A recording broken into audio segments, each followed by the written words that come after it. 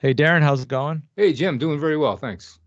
Our guest is John Kirwin. He wrote a book, Conspiracy Theorist Survival Guide, and I suppose that we need help with insight to cope with this curse that we have for being truthers. He's making his rounds and he's with us. Hey, John, how's it going? Hey, it's great, guys. I'm glad to be with you and looking forward to exploring this topic. Great. It's you said it's not a book to convince naysayers.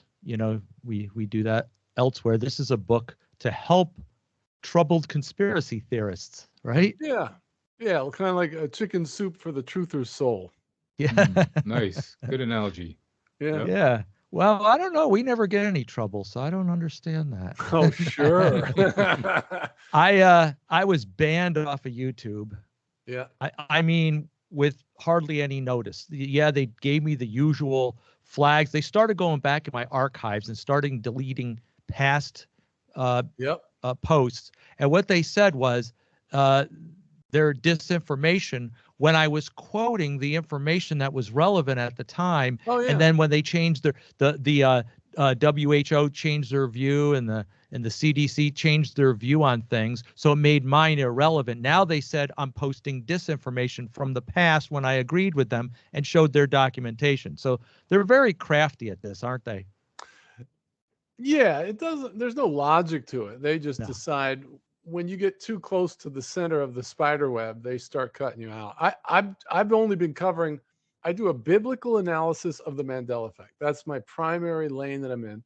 Oh. And apparently that hasn't ruffled their feathers too much yet. No. We go into a couple other things, but I haven't even gotten a strike in 6 years. Go after the pedophile rings and you'll get one. Exactly. And then I got knocked off for cyberbullying pedophiles. Yeah. Well, my book, actually, I tried to run an ad campaign with Amazon and they kicked me out. They said, your book title and subject matter violates our community guidelines. So they're letting me sell it for now. But I imagine one day they're going to tell me we're not selling your book anymore either. Yeah, I had several friends on Amazon, and they said they can't. They kicked them off and said, it violates our community standards, and anything that goes against the official narrative is already deemed with a target on it. And if you use the name conspiracy, you're really looking for trouble. Yeah, I know my days are numbered, I think, on Amazon, but we'll see. Maybe God will make me invisible or something. Yeah. I mean, I know other people that have squeaked through and they stayed on. But like I was exposing the Franklin files and the Finders cult, and that was my final straw. They didn't like that. So you never know where their algorithms hit, and some people have bypassed them. So we pray for the best for you that you bypass them. But conspiracy theory has been given a derogatory label, and it's usually associated with tinfoil hat wearers. I know that, remember the days with the tinfoil hat, and we used to make fun of those guys that used to have they didn't necessarily wear tinfoil hats, but I remember them curling up in the corner looking around saying that they're throwing germs at us, and we were like, you guys are kooks. And now I'm one of them, I guess. We're nuts. I mean, that's what the world views us as, irrationally dysfunctional, gullible. Yep. All that.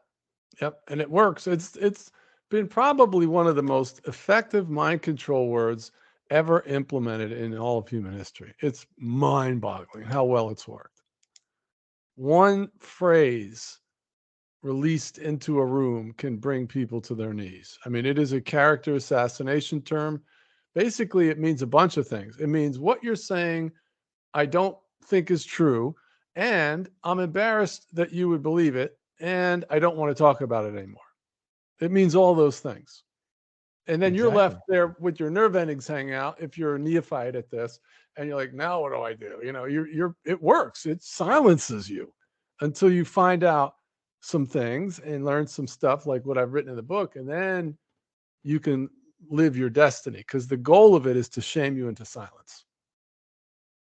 They do that too, and they point fingers. I mean, I've been in conversations with people, and I would just mention something very lightly in conversation, not really even alluding Yeah, I guess I was alluding that it was a conspiracy theory. And as soon as I did it, they shut me down and said, it's not true. I had somebody shut me down and say, it's not true. I didn't even tell him what it was. Yeah. I just started saying, hey, I got let me tell you something. And he goes, it's not true. And I said, wait a minute, you didn't even hear what I said. Or you already said it's not true. He goes, Right. I know what you're going to say is probably not true. And I said, so you're not even willing to listen. You don't even want to know. And I've had other people say, I don't want to know. Don't tell me anymore. Because as if, like, if I tell them their paradigm, they have a paradigm shift. Their mind will actually go into a tizzy if it violates their own narrative. I guess that's called cognitive dissonance, right? Well, it's that. It's a lot of things. It's what I call the death to truther algorithm. Okay. Okay. So we're programmed for all of our life to attack people that question the official narrative. So it's not a rational response. It's a triggered vitriolic response that goes 0 to 60. So people that are normally very calm and, mild mannered, like I'll give you one story. I was still with my wife. Like this whole journey cost me my marriage. My wife asked me for a divorce after 24 years of marriage and 4 children. It's a nightmare. Okay. And there's hundreds of people that I've corresponded with directly on my channel that have been divorced because they found out the moon landing is fake, 9/11's fake, flat earth, Mandela, whatever. Pick a one. You only need one. We get that too, because when my wife fortunately lets me go on, but we have boundaries. Yes. So she allows me to do the podcast. Matter of fact, when I bring stuff up, she doesn't like not believe it. She just doesn't want to hear it sometimes. And she says, she doesn't listen to the podcast. I could talk about it all I want here. She says, I don't have to. I hear you. So she says, no need to, but she'll say, go play with your friends. Whenever I bring stuff up, tell your friends, go to your audience, please. So she encourages that I do this so that she doesn't have to hear it. But what's funny is she'll sit there and kind of not make derogatory terms, but sort of almost sound like she's mocking me, but she believes it. But she'll mock me, and then her friends will tell her something, and she'll say, "Oh, you know what they said? My friend said," and she'll say, "You know what I told them," and she comes up with all this stuff. I'm like, have you been listening to me? You actually have been. Yeah. I know it's true. I just don't like to talk about it. Right. That's it. I cover that in the book, because there's most people, if you're in a mixed marriage, right? You're in your spouse or your children or your lifelong friends we call them normies, which is sort of derogatory, but they actually know on their half. Yeah. They don't know and they don't want to know. That's a very central characteristic to a normie. They don't want to know. And we can get into why that is. But ultimately, what that does is it sets up some very intangible relational barriers that are really irreconcilable. You can't fix I don't want to know, because they erect this wall where they're basically saying, don't talk about it. And now there's a schism in the relationship. Well, what a rational person would say is, well, obviously this is bringing, conflict. Let's get together like in a room twice a week until one of us comes out converted so we can be on the same page. Well, they don't do that. So they take either your wife's position where they allow you your little obsession, so they have grace to give you space, or, and like in my case, I was basically given space, but then ultimately, if I did try to go create content, that was essentially forbidden. And, I was basically given an ultimatum that I had to basically recant by being silent about it for the rest of my life, even outside the home. And I said, I wouldn't require that of you to be in this relationship. So that's a deal breaker for me. And I didn't leave. I was asked to leave. Yeah, it is very touchy when the other person, I know I have a Facebook friend who's private messaged me and said him and his wife are estranged because of the same reasons, and he says I don't know what to do, and I said I don't know what to tell you, because it's a situation where you can't force another person to see something, or you No. can't even force them to put up with you. But it's hard. It's difficult for us once you see it, not to see it. We can't pretend we didn't see it. No. It's like once something becomes obvious to you, you no longer are veiled, and it's difficult. And it becomes difficult with every situation that you're in. So like you go to the store and you see how they arrange things on the counter, and you say, they did that deliberately. I mean, so to speak, it's kind of a conspiracy the way they lay things out, because advertising uses psyops too.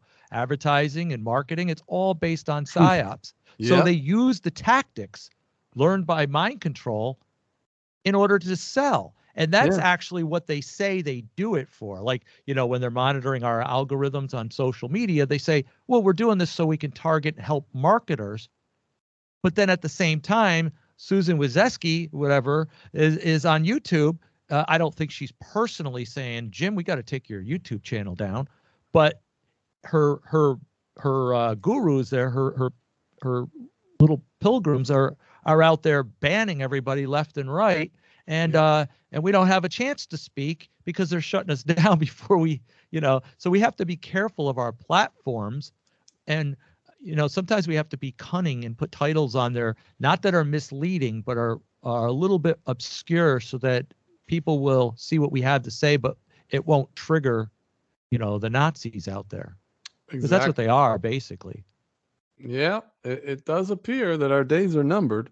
And, the idea that you just shared, like being in the Truman Show, is not anything you can recover from. Yeah. If you're familiar with the Jim Carrey movie, he finds out that his town is an entire TV studio. He's part of a reality show, but he's the only one that doesn't know it. Everybody's an actor. And then he starts figuring it out. Well, eventually he escapes. And what our friends and family are expecting us to do is they want to put us back in the box. They want us to just go back to work. Well, imagine how outrageous that would be for Jim Carrey's character to find out his fiancée is an actress, and this is a TV studio, and just go back to work. What difference does it make? I still have to go to work, don't I? No, it makes a big difference. Okay, this turns your life upside down. Yeah, pretend that you didn't know this, and let's just go back to life and let the actors still act, and you can play your character still. How's that? Is that freedom? Is that good? Oh yeah. I'll just play I'll play with my pretend wife. But they think we're dumb. My kids think I'm a weak-minded boob that has been tricked by Photoshop tricks, and then I pick those things over them, so they're offended. Oh. And then how do you combat that? When I've tried to go to them and say, look, let me share with you what has happened to Daddy and why I believe these things. No, I don't want to talk about it. So then you're like, what do you do then? Yeah. And so this is why I wrote the book. The book is a survival guide. It's a book that gives you, the first section is inside the mind of truthers. And then the second section is inside the mind of the unconvinced. And it's 300 pages. Yeah. And it gives you a lot of juice to figure out how to navigate these waters, the shark-infested waters of being a truther.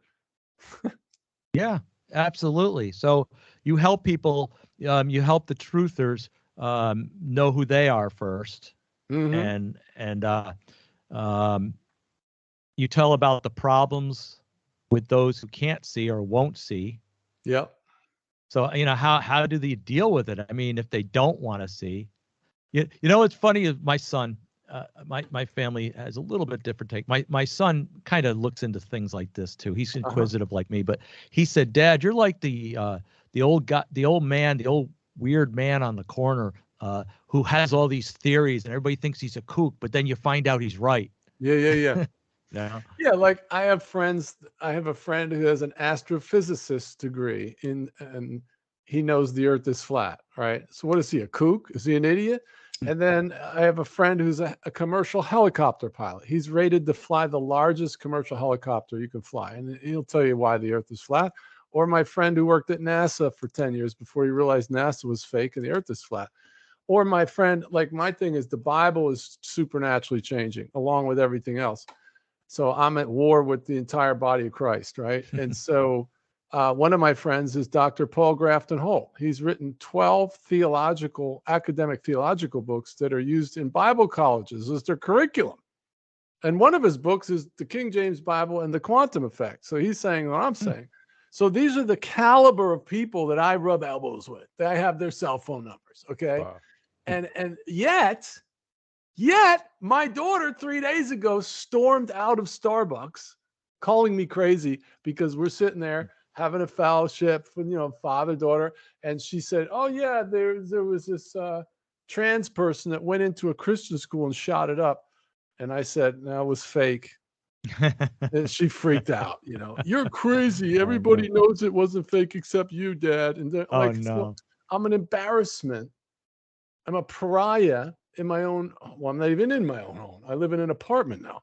So for all of those out there that have experienced being disrespected, misunderstood, rejected, isolated, you're not alone. It's almost completely universal. Now Jim is fortunate in that his spouse has grace, and you may be like that, or you may not be married, but you have lifelong friends or a church family or people at work.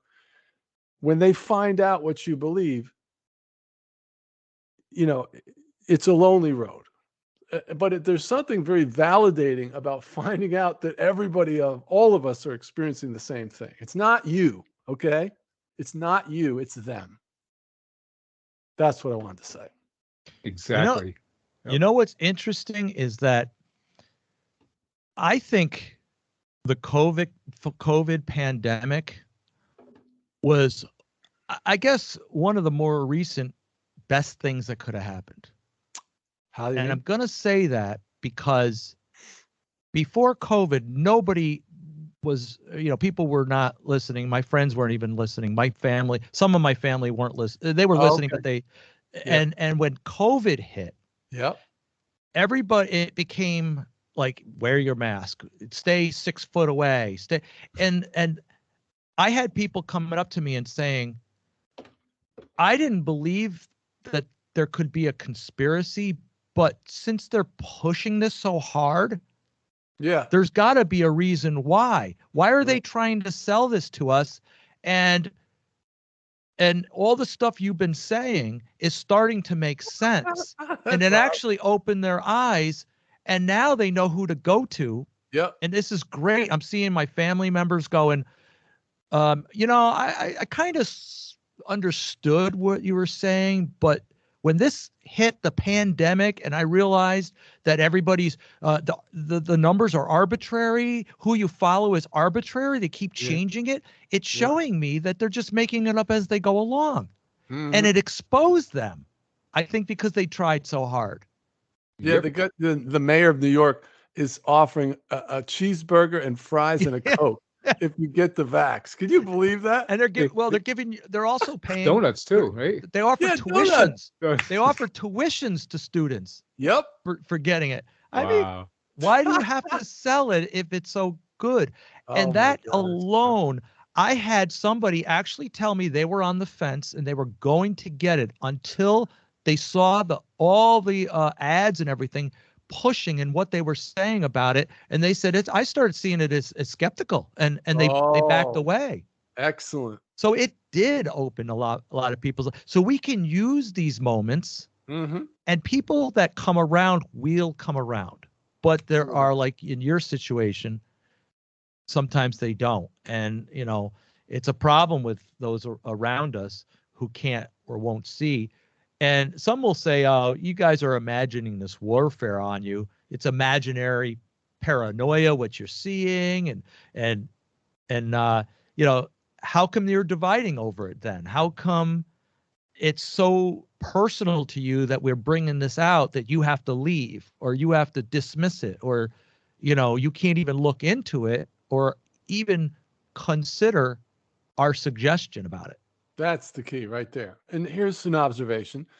The truther never goes to the normie and lays down this ultimatum. If you don't talk to me about these things I've discovered, then I can't have a relationship with you. We don't do that. But what is told to us is if you talk about those crazy things, I can't have a relationship with you. That's what my daughter told me, my son, and my wife. And I have 2 other daughters. They basically told me the same thing. So I didn't just get divorced by my wife. I got divorced by my kids as well, because they circle very often in a family. If one person wakes up, the whole family will circle the wagons. They got to pick one of the worldviews and they got to go with it. And so it's hell on earth, man. I mean, this is no joke. And I'll tell you what's at the core of becoming a truther is integrity. The reason you're a truther is because you follow the truth wherever it goes. But the normie has a priority to maintain their happy life. And so in order for me to coexist with them, I had to become what I called happy dad. So for 2 full years, I didn't say anything to my wife or my children that was either negative or controversial. And I didn't try to educate them. I didn't try to prepare them for what I knew was coming. Nothing. I would go to the dinner table and I would just sit there and eat my meal. I was emasculated. I was a pariah, and they looked down their nose at me and they'd make fun of me if, like, we'd be watching TV and something would come up where the term conspiracy theorists would come up on a movie and they'd all look at me and giggle. And I just took it, right? But then I learned a secret, and I'm going to give it to everybody. This is worth the price of admission right here. Because what I found during that period of time was I was trying to honor their boundary. I'm trying to stay in their life and not agitate them, because if you talk about anything, they're going to freak out, right? However, I was still getting shamed and slimed on. And this thing of being a conspiracy theorist would pop up, and I would just take it. Okay. And so what I finally did was like, you know what? I'm going to draw my own boundary. I'll pretend I'm deceived like you are by being silent for the rest of my life, but I am not going to allow you to disrespect me, especially my children, right? So if it came up, I would hold up my finger and I would say, excuse me, I may be mistaken, but I am not crazy. And I would appreciate it if you didn't invoke those terms in my presence. And when I started doing that, I started to get respect back from my kids. And I will tell you to do that. And I've told that, and people have told me, John, that's $1 million secret. Yeah, it's tough. I had a situation with my older son. He was getting a cell phone, and he's on my account, so I went with him, and he doesn't like me bringing it up. He believes a lot of what I believe, but he doesn't like me bringing it in public because it's embarrassing to him, and it leads to a lot of conversation. So my boundary is I say, okay, I will hold my own unless it comes up. Or unless there's an opening, and there usually.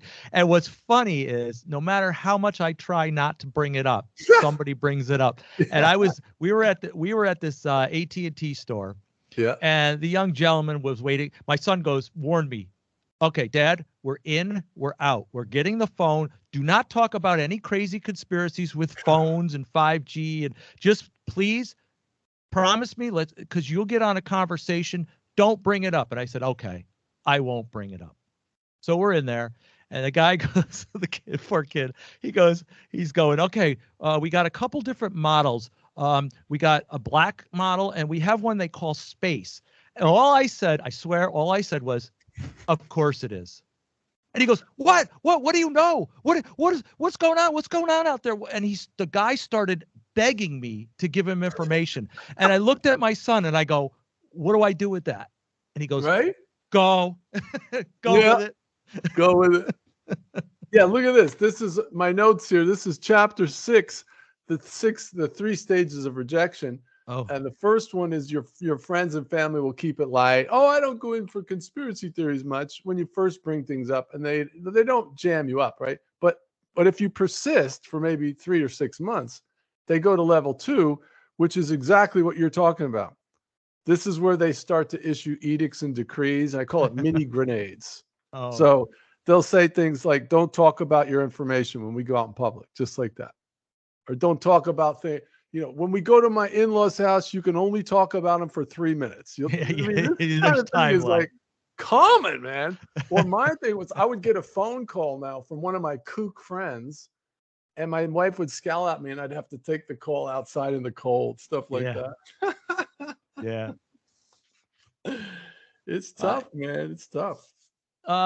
A lot of our conversations with the conspiracy ends up to be like about the New World Order but the politics plays a lot of role in it. I consider myself kind of apolitical because once it's hard to be in the system that is a basic fraud. So I stay apolitical, but my family will talk about politics, and I let them do it. I wait for them to get through their debate of who's the best candidate and all this, and then they stop, and I say, okay, who do you think funds these candidates? Both of them, and I bring up the Carol Quigley thing about how both parties are run by the same oligarchy, which he admitted. And I tell them, I've got some documents if you want to see them. These are from professors and people inside. It's not from my kook friends. It's from the documents themselves. I'll show you where presidents had said. Matter of fact, John F. Kennedy mentioned there's a conspiracy. And, you show them that audio. And it's funny. I had a guy tell me there's no such thing as conspiracies. You guys are all a bunch of kooks. So I said, he says, there is not one conspiracy. It's all made up. You guys are just paranoid. I go, all right. I said, let me just give you one. If I give you one, will you believe me? He goes, if you give me one, I'll believe you. I said, I can give you 5, but I'll give you one. Operation Northwoods. Yeah, that's what I was going to say. And he goes, because that's the easiest one. That's the easiest go to. You know what he said? Oh, it's not a conspiracy. That was just idiocy.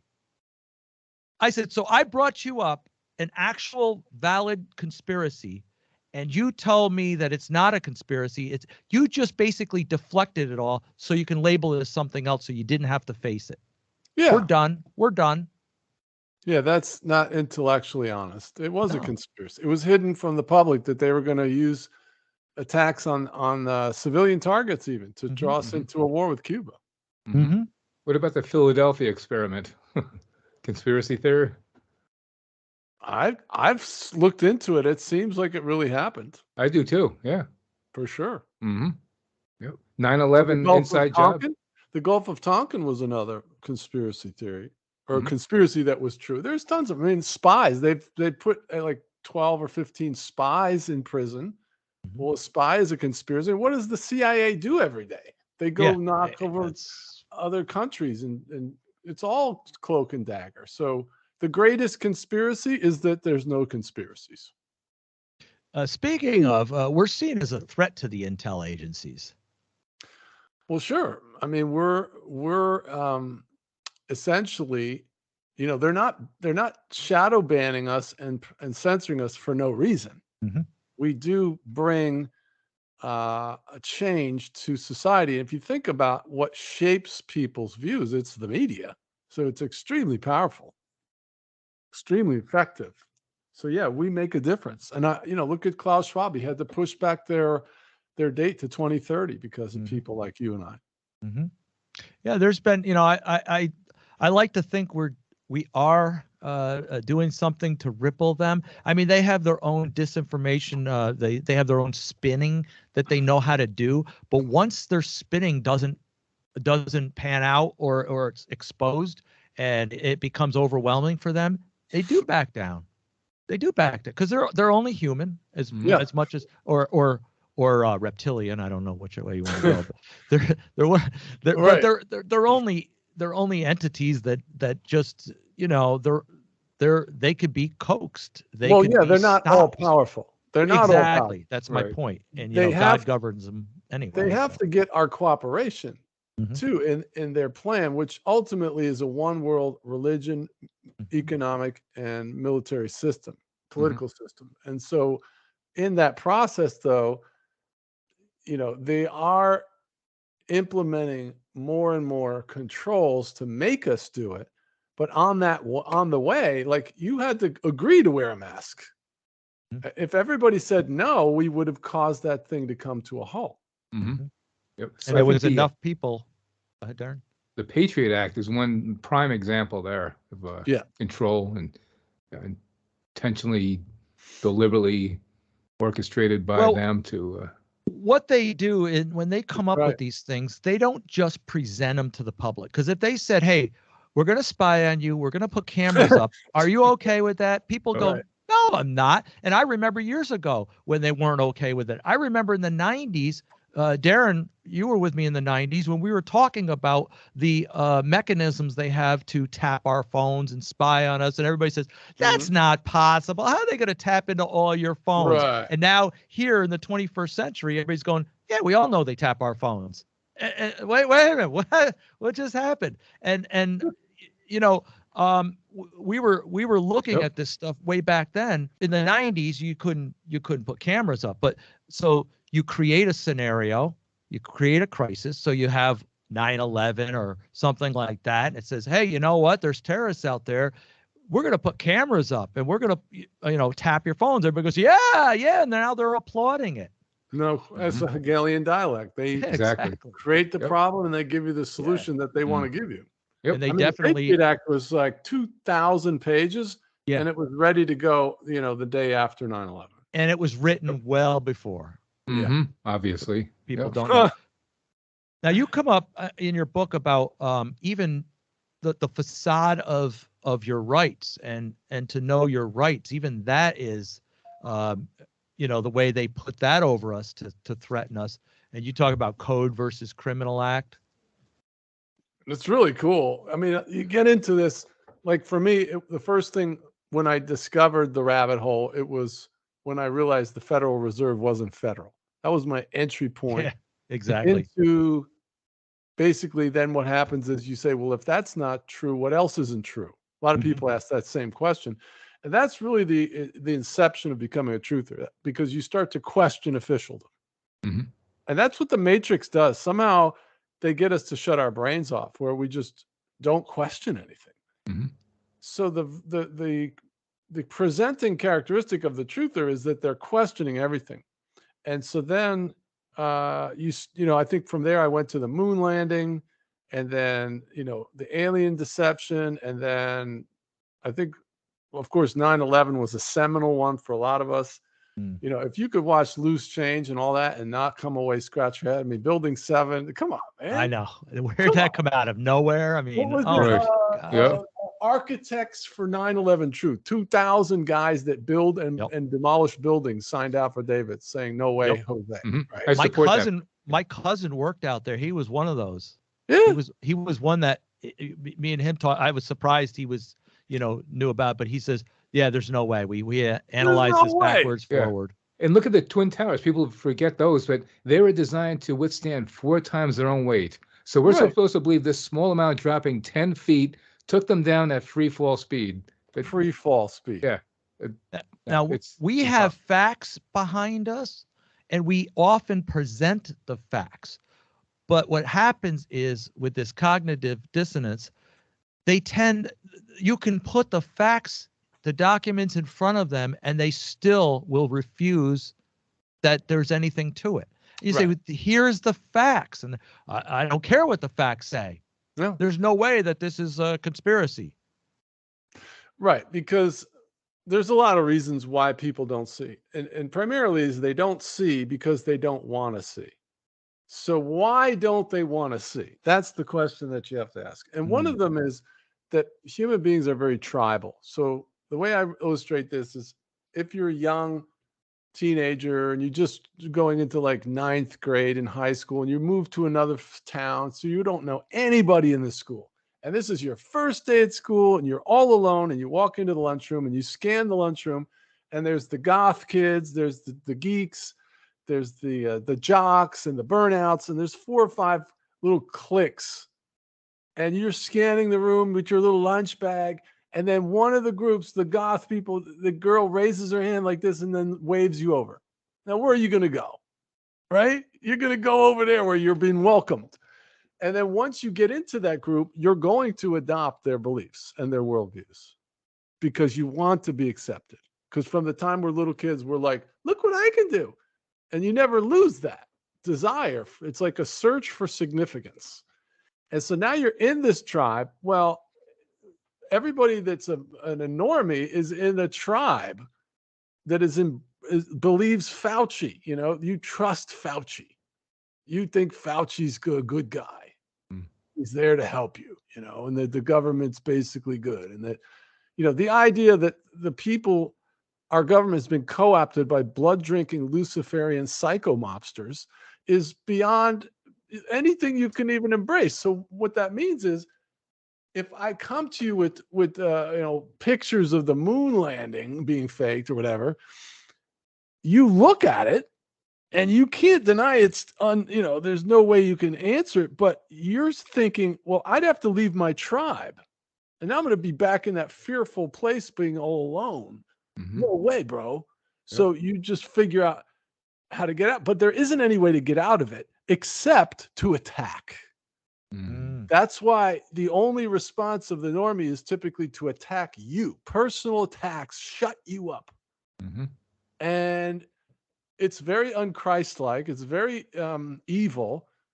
It's hurtful. It's and it's irrational. And basically, they accuse us of being delusional, but they are the ones exhibiting delusion. If you look up the definition of delusion, it means that you believe what's wrong and you're resistant to facts. Mm-hmm. That's the normie. I don't know and I don't want to know. That means you're resistant to facts. You're delusional. So unfortunately, most people are. Yeah, they have. Yeah, they've worked on it over the decades to delusionalize the mess, and it's worked. I hate to say it. Well, unfortunately, it's part of the conspiracy, God forbid we use that term, of the education system and the media. We do a whole program on how the education system did do that to students and admitted that they are doing that to students. And then the media, we know it's run by an oligarchy. It's controlled by bankers and just like politics are. And the media is where most people get their streams of information. So of course, they're just going to mimic what they see on those streams of information. So what they do is they just pose that in front of them all day long, so that when we come out with our information, they're like, I didn't see that on the media. I didn't see that on these valid forums. And the only thing that makes the media valid is that it's public and it's got credibility. It's got a perceived credibility, and people don't perceive our credibility. So all we can do is I try to just change them from seeing the perceived value of the media to see the perceived value of the facts that I present them. And that's the best I can do, really. Right. I've found that, because people have like such a wall erected, like their head is encased in stone. You have to deal with the underlying mind control and the underlying disempowering core beliefs before you can present your evidence. Don't go in with your stack of evidences. I call it the shock and awe approach.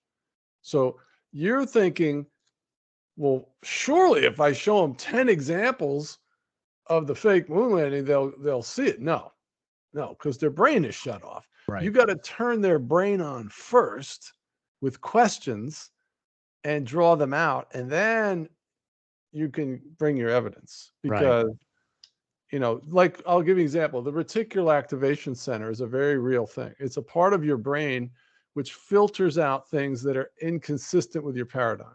Okay, so an example is you decide you're going to buy a Honda Accord, and then everywhere you look, all of a sudden you see Honda Accords. Yeah. Right? All right. Well, that's because the Honda Accord has now become consistent with your paradigm, and your brain is letting it in. So when you go to show people these proofs about a certain conspiracy theory, their brain isn't letting it in. And it's like bouncing off them. And we're like stupefied. We're like with the Mandela effect, the examples are so obvious. It's like the blindness of the church leaders and the rank and file believer is more of a phenomenon to us than the phenomenon itself. Mm-hmm. Question: the Monopoly game with that Freemason guy with the cap, the hat. Yep. He had an eyepiece in one eye 45, 50 years ago. I remember that. Absolutely. There's none now. It's never existed in this time stream. I've gone back to the original trademarks. There were 4 different versions of the Monopoly game. Initially, it was Mr. Moneybags, or something like that. I can't remember now, but there has never been. So this is a common perception with Mandela effect. Oh, well, companies change their logos or whatever. Is that a fact or an opinion? Because we've done our research and we're not confused. Okay. This is what I do for 7 years, full time. I agree with you. What I'm telling you is the Monopoly guy never had a monocle. So you then have to explain how 90% of the people that you ask about any number of these things will give you the same wrong answer. Not just the wrong answer, but they all give you the same. So sociologists will tell you, in fact, there was a guy that did a survey and he sampled 25,000 people on the internet. And he asked about 20 or 30 different known Mandela effects. This was going back about 5 years ago. And he showed this study that he had that stated, like, if you have a bunch of people that see a car accident and you have anything more than about 5 or 10% that misremember it the same way, that's an anomaly. You might have thought he had a blue shirt. Let's say he had a red shirt. I remember a brown shirt and you remember a blue shirt. And then the other guy remembers a yellow shirt. Well, if everybody misremembers it wrong the same way, after 10%, that's an anomaly. It doesn't happen. Okay. So what this guy showed was, like, he said, all right, what did the witch say in this Disney movie, Snow White and the Seven Dwarfs? She's standing in front of the mirror, blank, blank on the wall. Who's the fairest of them all? What did she say? Mirror, mirror. Right. And that's what 92% of 25,000 people said. Now, I remember Berenstain Bears. I had a daycare. My wife and I ran a daycare 20-something years ago, 25 years ago. And I remember buying the book series and looking at the book. And I said to myself, oh, wow, it says Berenstain. Everybody says Berenstain. Yeah. And I remember then it was Berenstain because it brought my attention that, oh, I think we saw it wrong, or we say it wrong. And then years later, everybody swears it was Berenstain, and I remember it was Berenstain because I even caught that one. It said everybody's saying it wrong. Oh, right. See what I'm saying? Yep. Yeah, but we're not confused. What you're suggesting is that we're just befuddled. Yeah. Right, but our testimony is that we're not befuddled. We're experiencing a phenomenon, like to the level where if you woke up, Jim, and you woke up tomorrow and your name is now John. In your bank statements going back 20 years say John, and your birth certificate and your driver's license say John Duke. Okay. Now, if you didn't have mental illness and you weren't on drugs or anything, would you consider that to be a supernatural phenomenon? Do you think that would be supernatural, or would you be able to come up with a rational explanation for that? Yeah, you probably have to. You'd try to find a rational explanation. But you couldn't. Yeah. And so what that means is we have certainty. It's a condition of the human soul. It's an emotional state. And because you're like, I don't care what the data sphere is saying. I know what my name is. Okay. Now we have memories that are that vivid, that the human memory is extremely reliable when in talking about vivid memories. And so we trust our human memory over a data sphere that's giving us conflicting data that's that vivid. And so we actually now have 7 different forms of proof that this is happening. It's not just our memories. Mm-hmm. So, and when you mentioned magic mirror, did you know that we're actually looking at one right now? It's actually a scribe mirror, and they converted our monitors into these black. Yep. So here it is, right in front of us, magic mirror. Yep. Right. Yeah. So that's how clever they are. Anyway. So truthers are sort of in tribulation all the time. It's sort of it's a tribulation, isn't it? It's not easy. And that's kind of why people don't want to bite down on it and join our little posse, because they know they're going to get persecuted. And most of what we traffic in is bad news, but it's the truth. And this is why truthers at the core have integrity. This is the defining factor in whether or not you're a truther or a normie. The truther sees the proof of, let's say, the moon landing, or any conspiracy that goes against officialdom. It's outside the Overton window. And you immediately have cognitive dissonance, which is a visceral reaction. You physically feel pain and a desire to not look anymore. But you have something called your conscience. Okay, your conscience kicks up a fuss and it says, wait a minute, this can't be. Okay, if I'm shown the fact that the picture of the Earth from space is actually 12 strips of data, which is what Robert Simon of NASA is now admitting to the world, and that he then took the 12 strips of data and he added color and clouds and created, and Photoshop, he actually uses that term, and he created the picture that we call the big blue marble. Mm-hmm. And that's up on the internet, and it's being presented as a picture of the Earth from space, which is a bald-faced lie. Yep, okay? I agree with you 100%. What I remember is they used to tell us that this is the pictures, and nobody questioned it. And now with modern day technology and stuff, they realize that these aren't really, they've been gimmicked, they've been doctored, and they actually have an explanation for it now. They said, well, we have to, because we couldn't get a real clear image back then. Wait a minute. You sold us to us back then that it was the actual image, and now you're saying, well, we didn't really have an image. So now you're admitting you don't have an image. Well, we do. Well, how come you doctored it up? Well, because we had to paint it, we have to doctor it. So you don't have an image. You actually admitted that you had to make one up. Yeah. Yep. No matter how you look at it. Yeah. Right. People like you and I forced them into the open. That's what scientism is, wild guesses or bold-faced lies packaged as scientific proof. So they present it as fact, like the Earth's core, right? Ask 100 people, hey, do you believe the Earth's core is molten? They'll all tell you yes. Well, we've only drilled 8 miles down Kola Deep Bore project in Russia. And the officialdom tells us there's 3,000 miles before you get to the core. So how do you know it's molten? Yeah. Well, what they tell you is that they measure P waves and S waves from earthquakes, and then the S waves don't go through anything liquid. So they coordinate with guys on the other side of the Earth, and they see how many S waves didn't come through. So we're supposed to believe that they can measure pressure waves that are traveling through 6,000 miles of rock. I'm going to say no. Yeah. I mean, you go to the hospital, they can barely get an image of your baby with a couple of inches of attenuation from muscle. So they're going to tell us that they can measure waves through 6,000 miles of rock. No, it's just all SMU. It's stuff made up. Unfortunately, the public believes it because the scientism is telling them that. That's it. Yeah. I was going to say the problem with scientists, and you have to really lump them into this category.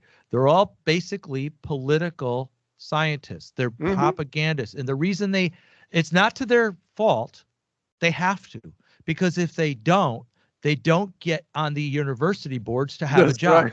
So basically, the very nature of what they do is follow this narrative, and certain scientists admitted they were told, find the missing link, find this, find that, and they can't find it. They said, well, just document it as though we do have something, or we'll strip your funding, and you won't have a job. So of course, or worse yet, they get called out, they get ousted from their community. They're not allowed to write. I love this. Well, all the medical journals all agree.